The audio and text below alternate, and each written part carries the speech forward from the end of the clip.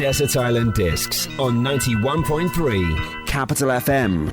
91.3 Capital FM, Desert Island Discs it is on this wonderful Sunday evening. And as always, sharing with you life's inspirational stories from folks that have distinguished themselves.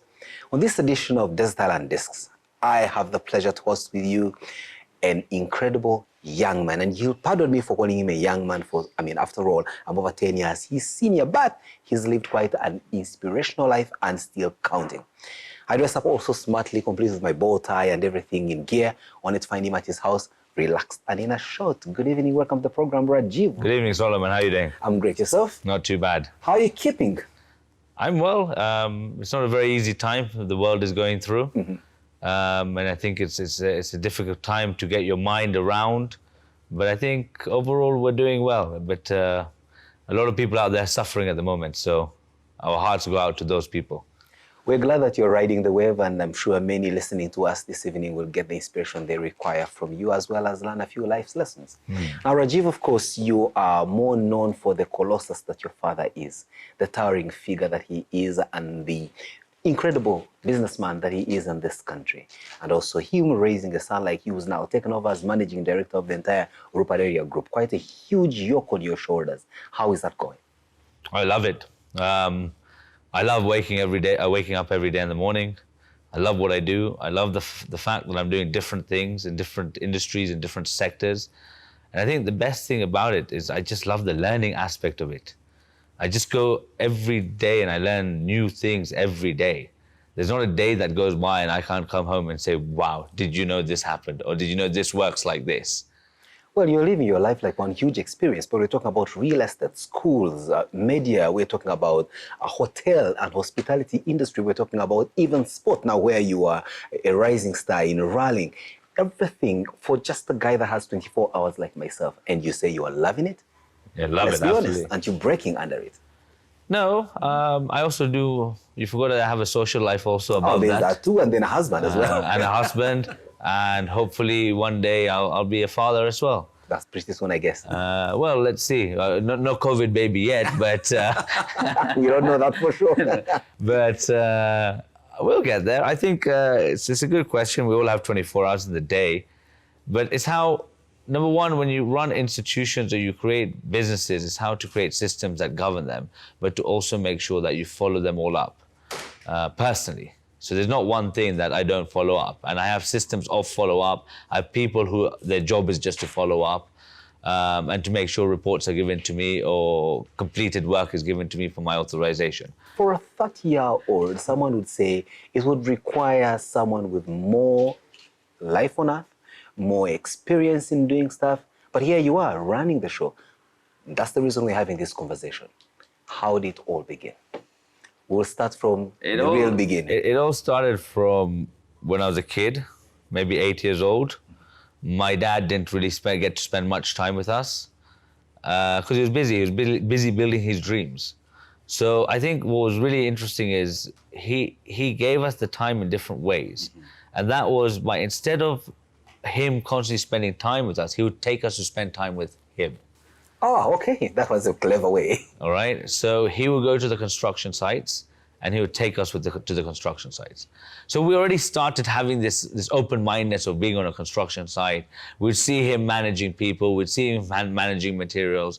And from all that, you actually, you'd be surprised with your children how much they're actually absorbing. Even if they're not talking about it, they're being observant, they're seeing people doing things, they're picking up on different things.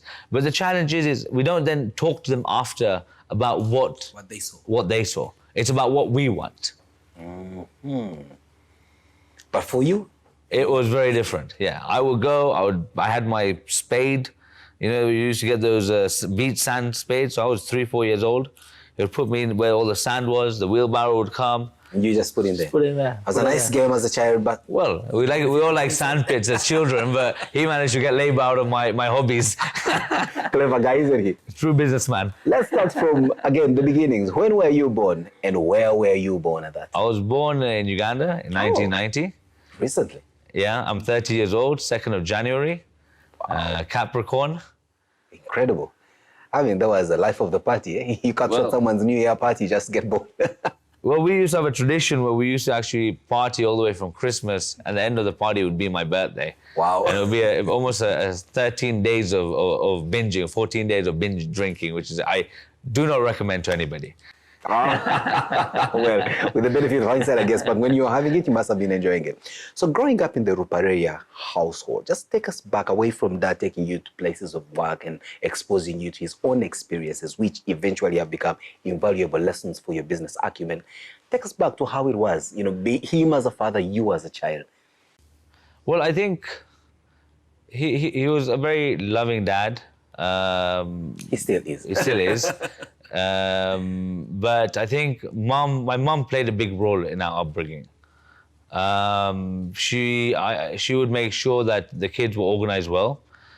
She would make sure that she dropped us to school. She'd make sure she checks what we studied. She'd be in touch with the teachers. She'd come back home, make sure we're picked up from school. She'd organize our tuitions, and not just education. This is, I think, where we go wrong as a society. Mm-hmm. She would organize our sports. She would organize us cooking classes at home. She would organize a science teacher to come home, and we'd do science experiments. So it wasn't this traditional learning. It was learning about really what is the world about, and actually getting an opportunity, not just what the world is about, is what does my child like doing. Picking up your interest. Correct. But you're talking about we, ours. Let's not assume that everybody knows your siblings. No, who are these, and which position do you hold in the family? I have two sisters, both older than me. One of them works and heads our hotel group, okay. Sheena Ruparelia, and my sister Mira Ruparelia, who's married, and she's successfully running, I think, one of the top 5 largest sugar trading companies in Kenya. And they've done that over a period of about 6 to 7 years. So they're doing phenomenally successful. Wow. And you don't have a younger sibling? No, I'm the youngest. You are the youngest? Yes. Now, as the youngest with 2 older sisters, you must have been a bit of a spoiled kid. I mean, your sister spoiled you, your dad loves you to bits, and your mom treasures you like hell. I wasn't a spoiled kid. I still am a spoiled kid. I love that. Yeah, unapologetically so. No, why should I? At the end of the day, I got given a lifestyle that I had to maintain. And as much as my dad spoiled me, I always knew in the back of my head that eventually this will fall on my 2 feet. And I have to maintain that lifestyle. So as much as I have an elaborate lifestyle, I also work the elaborate hours. I also put in the elaborate efforts. So it's all part of the parcel overall. So one day I was laughing with my dad and I said to him, yeah, but you're the one who didn't tell my mom and gave me a credit card. Yeah. So I used to go to the club and do whatever I wanted.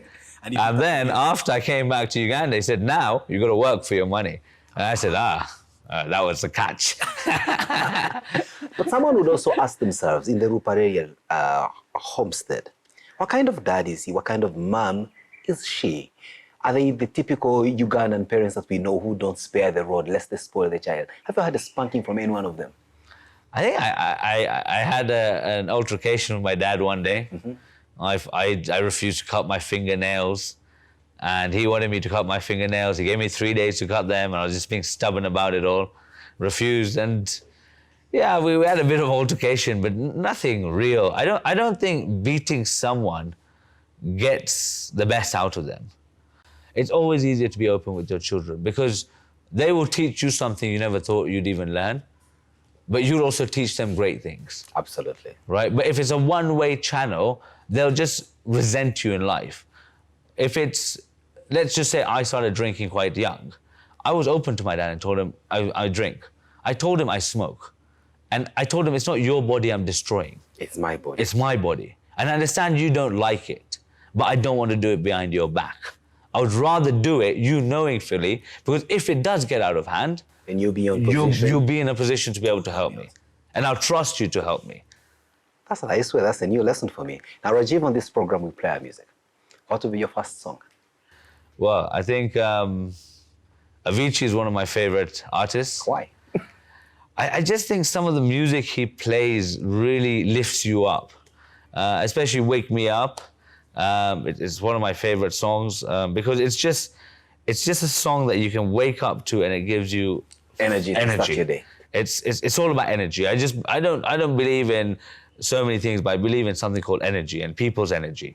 And that's what I look at as a person. So do you listen to music for its lyrical value or the beat energy that gets you grooving on your feet? No, both. It has to be a blend. I don't like trance. I don't like heavy metal where you can't understand it. I used to listen to a lot of rhythms and... Those are usually very nice, especially after midnight. Correct. In the club. Exactly. Actually, we were the first club who really started pushing rhythms at Club Sway when I opened it. You'll be telling us more about that adventure into the club business and entertainment. Later, yeah. But for now, let's play your first tunes, Wake Me Up, and let's see how it goes. Cheers. Indeed, people listening to us Thank are suddenly going to get waken up. Feeling my way through. 91.3 Capital FM, Desert Island this series, and yes, we're still having this conversation with Rajiv Ruparelia. Now, for the benefit of you just joining us, we're talking about a guy that's running hundreds of gigs, schools, real estate, entertainment, media. Talk about it. Rajiv, you and your dad, as you have just explained to us in the earlier parts of the program, lives interwoven. He's led you, carried you by the hand, carried you on his shoulders, and walked with you. But take us through your education from your formative years. Which school did you go to? So that's a very, very interesting. Everybody asks me about my education, and it's a very interesting journey, to be honest. I first started in International School of Uganda, which was ISU, which just used to be where the former British Embassy is here. Exactly. Then my dad decided that for his kids, he wanted a British education because he wanted us to go for further education in England. So then they opened a school called Kibera International School. And from Kibera, I was there till 9 years old. And at the age of 9, my friends had been decided that they want to go, or their parents had decided for them that they wanted their children to go to boarding school. And most of them went to Turi and Pembroke in Kenya, and there's another one, but I'm forgetting it. And at that time, I said, I'm not staying at school alone. If all my friends are leaving, I can't just be here alone. So I said to my mom, I want to go to Turi. And my mom said, no. She said, we're not letting you go to Turi. I said, why? She said, because you have to understand that we're not going to drive. And at this point, my sisters were already in England. So she said, we're not going to drive to Kenya for your exeat, so your visitation weekends. At the same time, we have to fly to London to go and visit your sisters for half term or exeat. So you're going to England. I said, yeah, but I'm only 9 years old. You can't send me to England alone. And I said, okay, then stay at Kibera. You had a good choice. I said, no. I said, I'm going to England. I said, let me go and see what this whole thing is about. Besides, there were your sisters there, so. Right. No, but they're in a completely different area. My sisters were at St. Helens, which is a school in northwest London. Mm-hmm. And I went all the way to Oxford. Woo. So I was about an hour and a half away from home. And I went to a school called Dragon School. And it was probably ranked the third best prep school. So prep in England is primary. So the third best primary school in England. And that's where I think I changed. Fundamentally, I changed.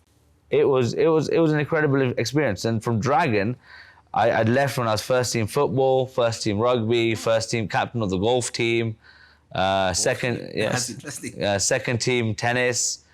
I've even got national points here in golf. My goodness, so you know how to swing whatever it is that there is. Yes. But Rajiv, before we play your next song, you left Dragon with what? The choice to come back home again or stay in? No, I went to a school called Hailbury. Mm-hmm.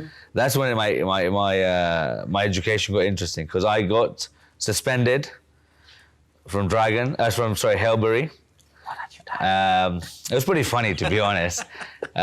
We had worked on an instruction from some of the upper years to go and raid another dormitory, another house. So we took all the stuff out, put it out in the courtyard. Mm-hmm.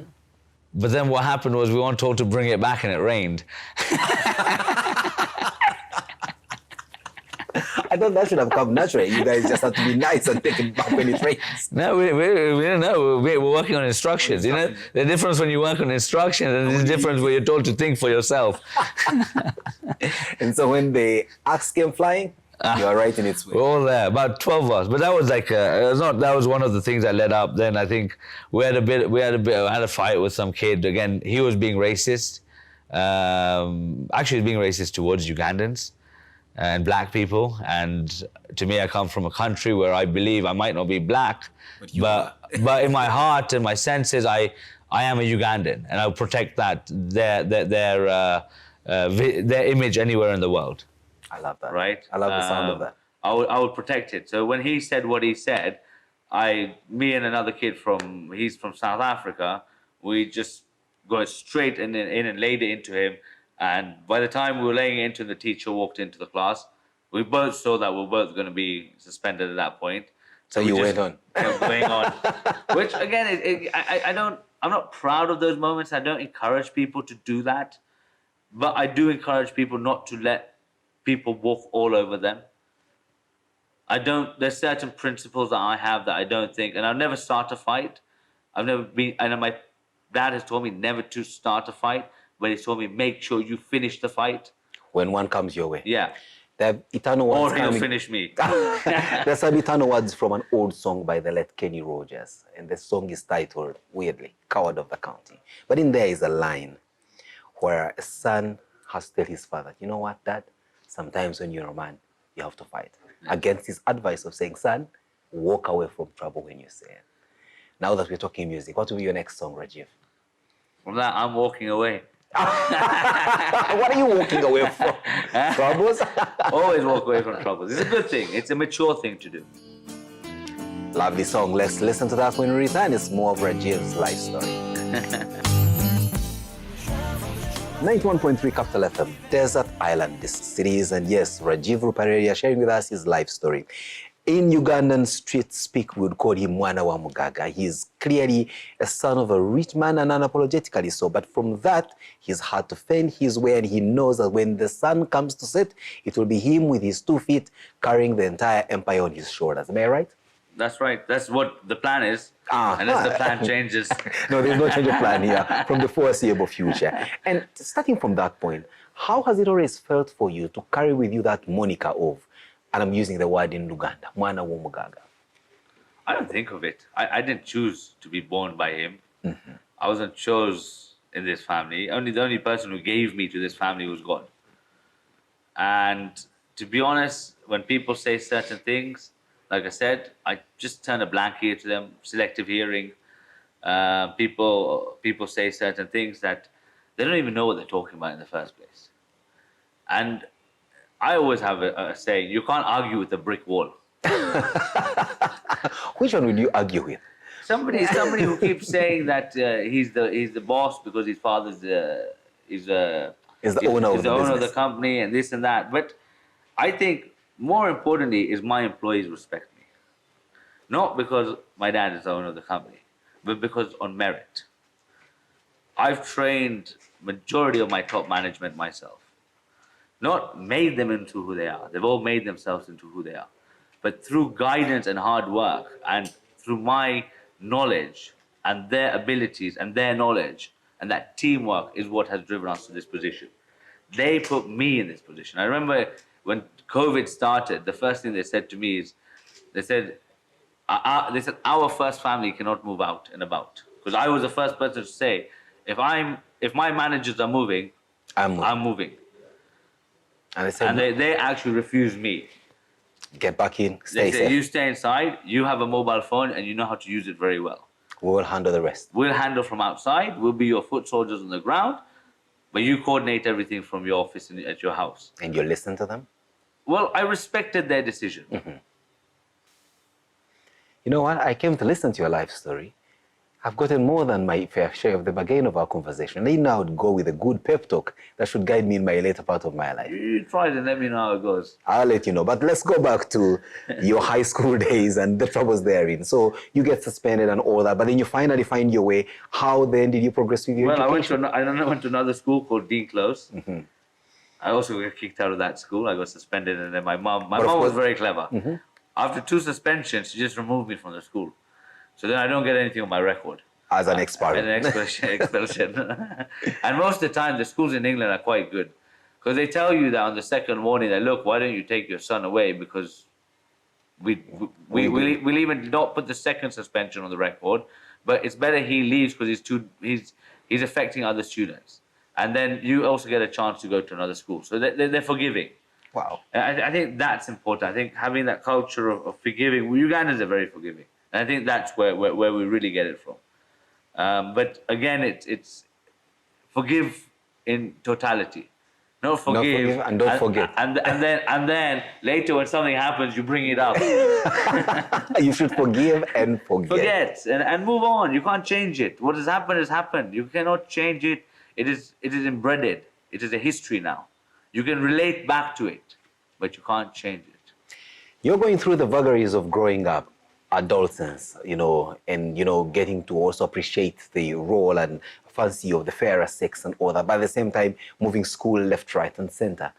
How was your relationship with your parents? Were they getting more understanding with how you were going on? Were they thinking maybe they should bring you back home so that they can raise you up close and personal? I think they were scared to bring me back home. They knew you would give them double trouble, or? Well, I think they're more worried that I would lose. You see, in England, you're a nobody, no matter who you are or what you come from. And I'm sure you can talk to any wealthy family in Uganda or powerful family in Uganda, and they'll tell you those British don't care. And I think that what humbleizes us. And you're done with your education and back to Uganda. I got a degree. In what did you study? I started off doing my degree in business administration. It had to be. That was like a natural choice. Yeah, but I didn't like it, to be honest. Really? I actually found it really boring. The theory was different from what you knew in practice. No, I'll tell you why I found it boring. Is I'm dyslexic. Okay, and I struggled to read and write long essays. And administration was all about writing. All right, Okay. and I reports this, I suck at it.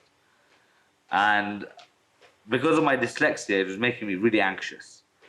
So one day I went and told my mom and dad I want to change to finance and banking. My mom's like, no, you cannot do that. In high school, you failed your accounting modules. They told you to stop doing accounting. Now you want to go back and do it, etc., etc., etc. No, you're never going to get to university. You're going to be a kid who stays here all that time. And I said, Mom, listen, I'm changing whether you like it or not. If I failed one, doesn't mean I'm going to fail it again. So I'm going to continue and do it. I didn't tell them eventually. I just went and did it myself. And I think they found out almost at my graduation that I changed it. And I graduated with a 2-1, and I missed the first class by about 1%. Wow. Or 2%. I got about 60, 68 or 69 average in my course. So I should have actually got a first class, but one of my teachers was very, very, very difficult. I got a first class in my dissertation, and I requested her to give me a couple more percent. I said, you've already given me a distinction. Why can't you give me a couple more percentages and I get a first class overall? She said, your marks are your marks. Take them or leave them, but this is what you're going to get. And I try to convince her. And that's when you also realize that she was right. Mm-hmm. She didn't want to give you a sense of, false first class when it isn't. Or sympathy. Or sympathy. There's no sympathy in this world. You are who you are. When you graduate, Rajiv, of course, the usual trajectory of things here is go to a good school, get a good grade, come and get a good job. Yes. You had lots of jobs waiting for you back home. Do you have a particular fancy of what exactly you want to do? Do you also feel like possibly you want to work for the Ruparelia group? I had already been working before I got to university. And I actually always wanted to work for myself, to be honest. I wanted to have my own thing. Mm-hmm. I never really wanted to work for somebody. From a young age. I always said that. And that's why I started my club, Sway.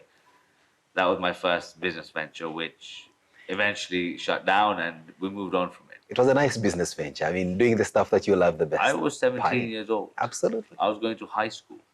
I'd go to school at 7:30. I'd be at school. I'd leave school at 4 o'clock. I'll go straight. I'll come home. I'll do my tuition till 6, 7 o'clock. Then I'll go to my club and make sure the nights are successful. In the meantime, I'll be following up, making sure that the stock is ordered, goods have come in, the empty bottles were given back.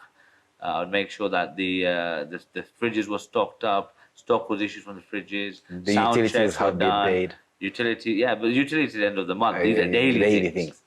I had my daily activity, had my weekly activity, I had my monthly activities, and my annual activities. Wow. So I planned them in such a way. I organized myself to plan them in such a way. So every day I would be at school. My maths teacher was a legend, Mr. Siddiqui, absolute legend. And he used to come home and tutor me. So he said to me, because we only had maths in the morning, he said, you just sleep. I'll come home at 3, 4 o'clock and we'll go through everything. And I got an A in maths, so that's it tremendous. obviously worked.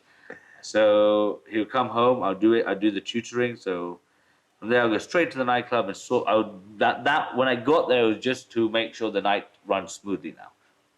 But there's a lot before the night runs smoothly that you have to put into place. Make sure the marketeers are there. The promotion Make sure the promotion. And let me tell you, what most people don't realize is most the big promoters today in the industry, in bar industry, came from Sway. And most the big theme nights in this country till today came from Sway. From Sway. The innovation came from there. You knew how to You build talk it. about Linda in Governor. You talk about Douglas on NBS. NBS, yes. You talk about Katz. Katz was my MC. Wow. You talk about Charlie, who works in Silk. You talk, I can name these people all day.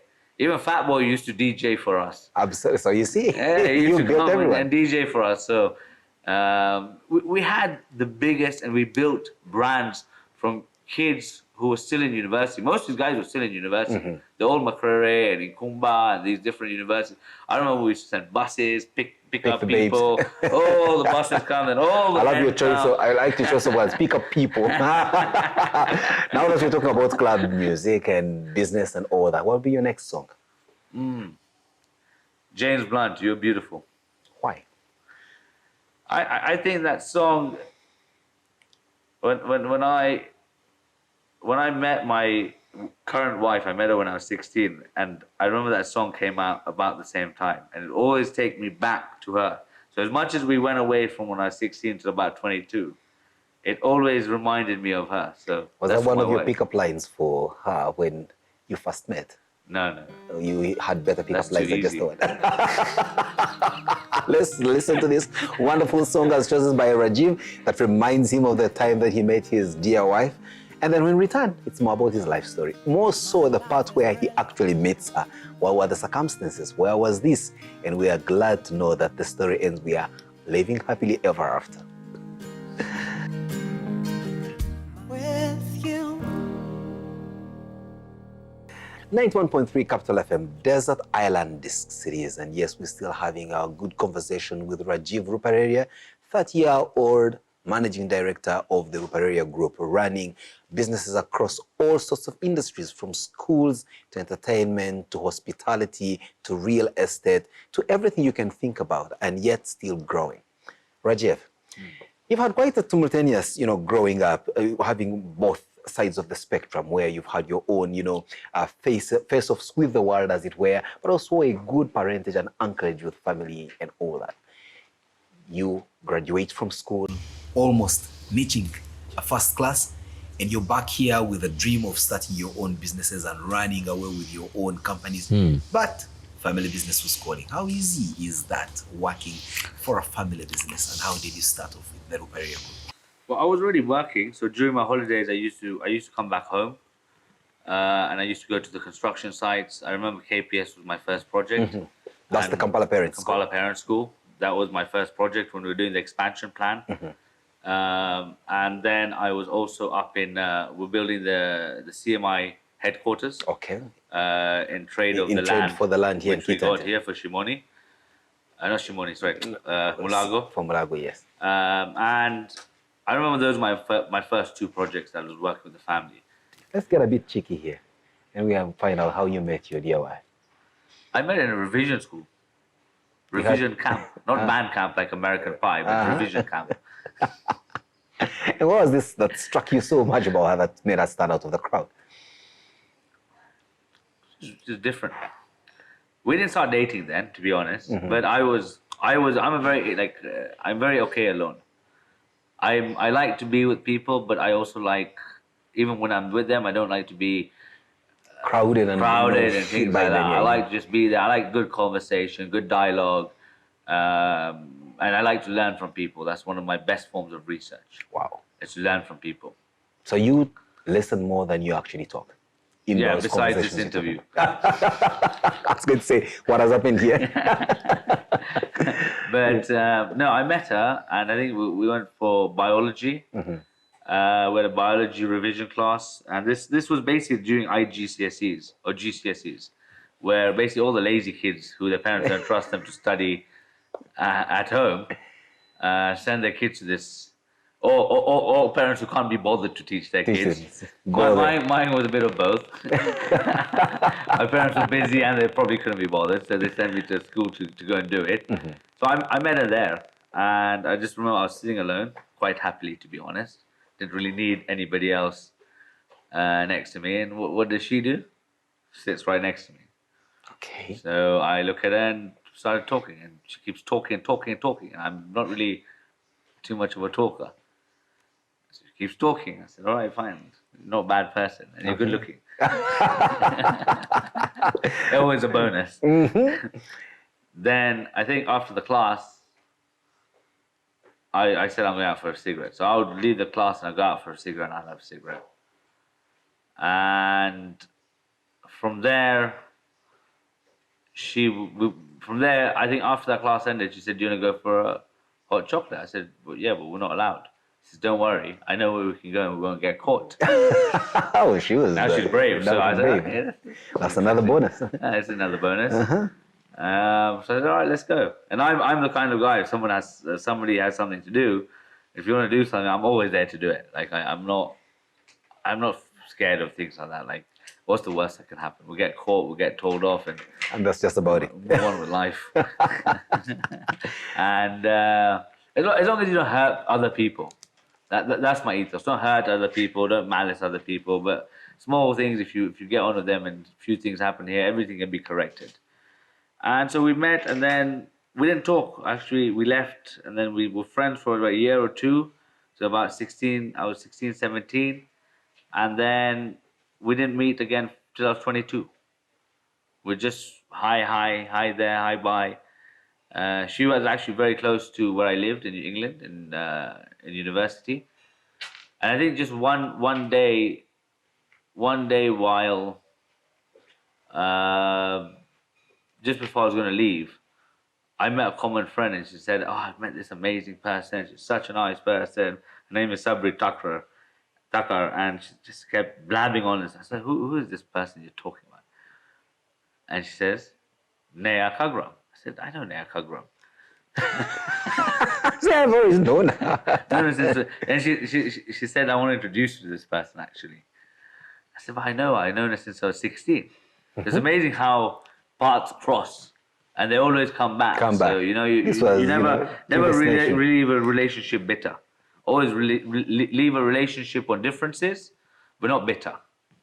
Sabri was dating someone at the time, and we would just hang out, really, just have a good time. We go to eat out, we go to different bars, just chill out at home, watch TV, have barbecues. It was summertime in London, so like every other day we're having a barbecue. Either home, just call all our friends round, and things evolved from there.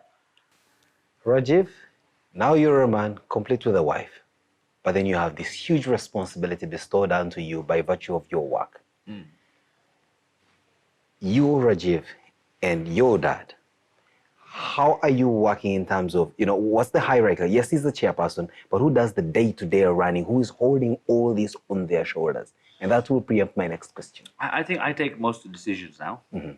A lot of decisions, we respect each other's position. Right over there, and sorry for cutting you short. Yes. At what point did he trust you all out, the way he does today, to say, now, Rajiv, here you are, run with it? When he saw my execution, and my commitment, and my dedication. We would get phone calls at 2 a.m. Next day, he finds out everything was sorted out. And who was there? I was there. But I didn't need to call him in the middle of the night to let him know. He had to hear it from third-party sources. And he's got a very good intelligence network. That's for sure. All right? So everything I'm doing, he knows. Even right now? Yes, he'll know. Come on, the houses are together. But it doesn't impose on me. Do you sometimes wake up and get a bit scared to say, look, You're more or less inheriting a successful business empire that's growing by the day, and your dad has more or less left it to you to run 100%, and its success depends solely on your shoulders. Lucky him, he had you after a long time. Yes. How much time do you see yourself running this successfully and perhaps even beating his own record? Doesn't that scare you sometimes? No, it does scare me. And let me tell you, if anybody was taking over a business or taking over a position and it didn't scare them, They would kill it. yeah, they'll kill it. You're right. Because emotions are normal. You can't stop your emotions. I get butterflies all the time. I can imagine that. All right? But I don't let them control me. It makes me remember that let me think on a safe side sometimes, because I'm a high risk taker. So when I get those feelings, I say, okay, now, why are these feelings? What are these instincts coming to me? Why are they? Because I'm just a human. What is going on with me? So I start thinking about the situation, say, okay, now, I thought of it as the brave Rajiv. Let me think of it as a coward Rajiv. What's going to happen? What do you do? Right? And you assess the situation. You look at it. You dynamically evaluate it. You look at all options, all outcomes, and then you make your decision. Rajiv, of course, the way Ugandan business structure is from an outsider's view, like myself, is that you do business on one end, but you must have an interwoven relationship platform where you're dealing with different stakeholders. And one of the biggest ones is government, because you have a regulatory framework that governs how your businesses in different areas works. Yes. I mean, not long ago, we had the unfortunate story of, your bank and everything that came in between there. And it's a battle that you're still battling on, and it's in court. And without going into the details of that, because it's a court issue, that must have also woken you up in terms of relations with different stakeholders, all of whom contribute to the business. Isn't that sometimes very breaking? No, it takes up a lot of time, but I think, what are we besides the relationships we have with each other? Good question. You can answer it? I don't even want to dare, because I can't imagine. Yeah, but we're nothing. We're nothing. We're lonely. Anyone without we're lonely. a relationship, yes. We're just lonely people. So if I can have relationships with all these people, and to some extent we have a common ethos, we have a common dream, we have a common vision for this country, we can't let crooks govern and guide us forward. Because if crooks are going to guide us and take the lead, they're going to pull us all down with them. Because they're self-interested and self-centered with what the decisions they make. They're not interested in the bigger scheme of things. And you touched on the Crane Bank. Let me just give you a simple logic here. Crane Bank needed 140 billion shillings to survive. Why did they go and spend almost close to 450 billion and kill it? And even on top of that, the Auditor General even said half of the money is unaccounted for. This is insane. This is complete daylight robbery. And people need to be put to account. They can't just do what they want when they want. This is taxpayers' money. It's not my money, it's not your money. Not a single person can walk away from Crane Bank and say, I lost money. They took us to court. Now they're running around because they're losing the cases. They took us to court. That's what people are forgetting. We never took them to court. Because they were so used to arm twisting everyone, so used to blackmailing people. If I may put in the grand scheme of things, business challenges come clothed in different garment or even apparel. Yes. This was huge and shrouded in something like government, not quite government, individuals in there hiding behind the veil of government. Yes. You meet several other challenges. This may have been the biggest you faced in your business life. Yes, yes. But how, I don't want to use Spanish in description, but how big is your gut to take this on going forward? Because it won't stop. Yeah, that's okay. How ready are you to face this off? Because again, Listen, the challenges you face today may be certainly much huger than your father ever faced in his days building up business. Yeah, and we'll face bigger challenges. Challenges, there's a good song, More Money, More Problems. Maybe that would be our next song. He didn't knew better, you know? Right? So, Let's play on more money, more problems. And then when we come back, it's now personality profiling. We need to know a little bit about you beyond now that we've known your life's journey. Right. We'll be right back. Stay with us. It's Desert Island Discs. Who's hot, who not? Tell me who rock, who sell out in the stores. You tell me who flop, who cop the blue drop. Desert Island Distilleries, and yes, Rajiv Ruparelia sharing with us his life story. Boy, oh boy, what a life story, what a legacy, only in a shell of 30 years. And I'm saying a shell because he says, what are you if you have no relations and interconnections with the rest of humanity around you and the things that you love to do? His answer is nothing. Now we call it a shell. But back to you. How do you replenish this shell of a body that you are? What are the things that you love? I mean, let's just even get down to what you eat. What's your favorite dish, Rajiv? Phew, it's a hard question, man.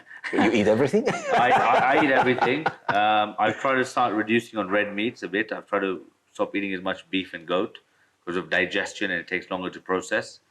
I've started doing more well-being for myself, so that's affected my diet. But to be honest, I love Indian food. I love food. I'm a foodie. Like you can't. I eat all foods. Do you eat Ugandan food? Like, I love Ugandan food. Wow. Like at the moment, my favorite Ugandan restaurant is Roots in Nakasero. Nakasero, yes. She's a friend of mine. Her G-nut sauce is phenomenal. If it has some fish in it. Beef for me. Oh, wow. Yeah. Fish in it. I find the fish in the G-nut, it has a certain smell that I don't like. Oh, really? Yeah, that's a personal opinion. My dad loves it. I love because there are no bones. I never find any bones in there. So I like I always say, I can only speak for myself in life. I cannot speak for anybody else. Certainly. That's why you're telling your own life story. Correct. When his turn comes, he'll sit right over there and we'll have our conversation. We're going to have his, and I can't tell him anything. And how best is your wash down? What do you wash it best with? Your favorite dish? Well, I stopped drinking whiskey recently. You stopped? Yeah. You stopped drinking? No, I But just why? drink beers. I just found that it's getting me I get too hyper and too much and get too excited with the whiskey. Come on, you're Rajiv. You can always take an ice bath in the morning. Yeah. cool down. But you see, I always look out what's best for me. In that sense, I'm very self-centered. People call me selfish, but I'll be selfish to myself, to my own well-being. So if I'm finding that drinking whiskey is affecting me in certain ways, I can do something else that can affect me in better ways. So I found that like whiskey was like really becoming a deterrent for me. And so I just one day said, I'm done. I'll just drink beers instead. So recently I've just been on beers. I have it once in a while, but it takes me to a new dimension. I thought that's what you needed, especially to get flying now that you are into the Rajiv Rally business. You are now a trailblazer in the motorsport industry, winning all but one tournaments that you've participated in. And in fact, if it wasn't for COVID, I'm sure you'd have another crown right in your silverware closet. How do you get into motorsport? I've always been in motorsports. I've been driving buggies, go-karts, motorbikes, you name it from a young age. My dad, like I told you, he funded all our experiences. And particularly that when you said, I'll go with this till adulthood, because there are so many things you did and experimented as a child. Right. But now here you are doing this more or less professionally. Who says we will ever really grow up? Especially when it comes to boys and their toys called cars. Well, no, I think to everything. I think to everything. We should learn to respect culture and things more. But do we ever really grow up? We should have more respect for people. We should, all those things are things we have. But we also have them as kids. All we change from being a kid to an adult is having more knowledge and more wisdom. Wow, that's a beautiful one here. Right? Where do you see Rajiv in the next, say, 10 years, 20, I even know 50 years you're going to be here? Well, I think I want to continue to grow this business. One of the businesses we really want to get into is the growing of cannabis, medical cannabis. So we've applied for our licenses and we keep pushing government to start issuing licenses. Why of all businesses available in this land are you looking into medical cannabis? Because I don't think we have any high value crop in Uganda. Coffee, someone will say. But it's a high value crop because coffee grows over big amounts of land. I'm talking about little land, high value. High value. From 30 acres, if you can generate $10 million, that is a high value crop. Why are we not able to? We have a huge unemployment rate, huge youth who are not working, educated youth. We have Huge arable land. And cheap. We have water. We have Beautiful weather. sunlight.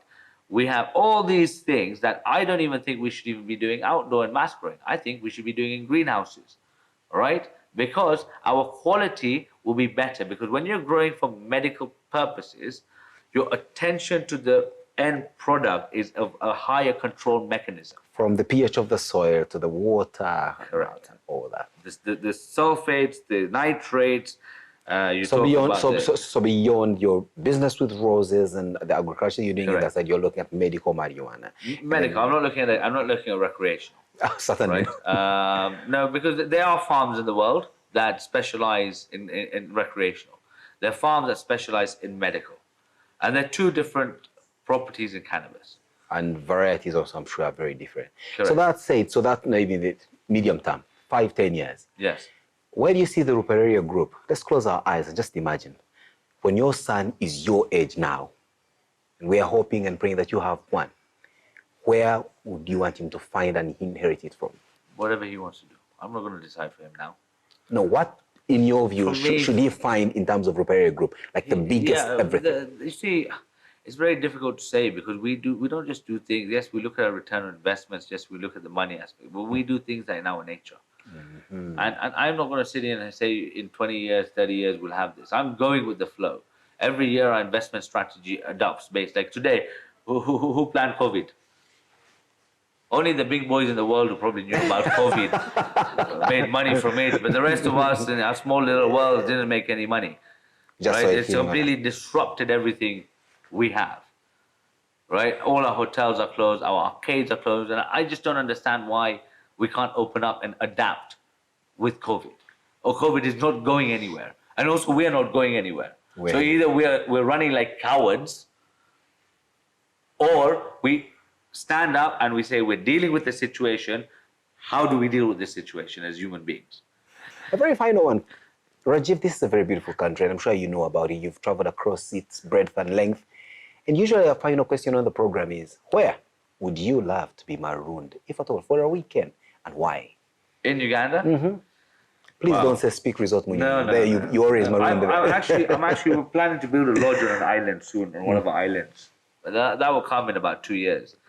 But honestly speaking, I went to a lodge the other day.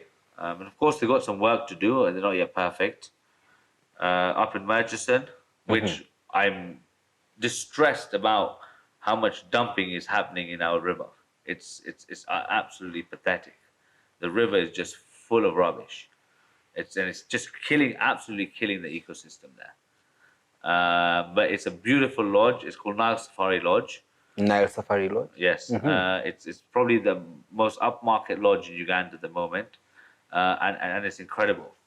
Because we even went to a lodge, lodge inside the Mabira forest. But that lodge, I'm sorry, but the owners have completely run it down. I have all my friends. The rainforest one? Yeah, the rainforest. Absolutely terrible lodge. I have friends that have just been bitten by mango flies all over, meaning their bed sheets weren't clean, the basic hygiene was not there, and it is disgusting. Absolutely disgusting. You know, and that is not something, no matter who you are, what you do, then close the lodge. And do some refurbishment. Yes, or get proper management, or sell it. But don't bring people there and harm them through your sheer negligence. All in the name of making a quick buck. That's it. It's been a pleasure having you on the program. Millions of viewers and listeners, I'm sure, will take life's incredible lessons from you. And of course, we know that you are still here and running it real hard with the Ruparelia Group. One final way to say kwaheri to our listeners is by leaving them with a beautiful song. What will that song be?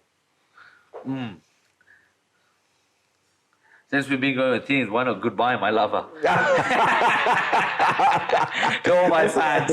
Wow. That's a very interesting one. So to you, our viewers and listeners, it's been a pleasure having you on the program. For Rajiv, who took time off from his otherwise very busy 24 hours, just like myself. But let's not forget that he's got gigs and businesses to run. Even I, who has one program, one day in a week, find it heavy on my schedule. But imagine him. But he took the trouble to be with us, and we thank him for that. Let's meet same time, same place next week with yet another incredible life story. Desert Island Discs on 91.3 Capital FM.